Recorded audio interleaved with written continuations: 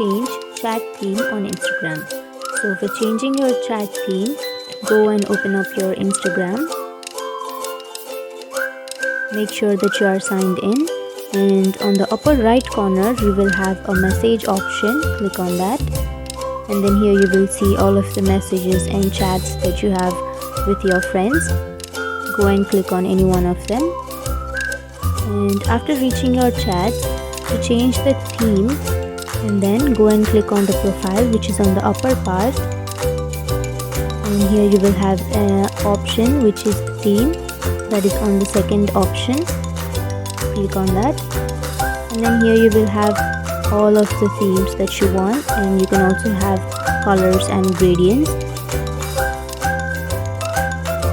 So choose on any one theme that you would like to add.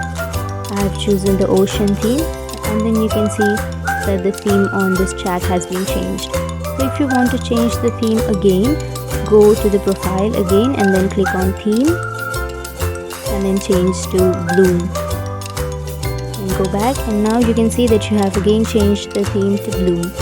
So that's it guys, that's how you change chat theme on Instagram. And if you have any questions, feel free to comment below. Thank you.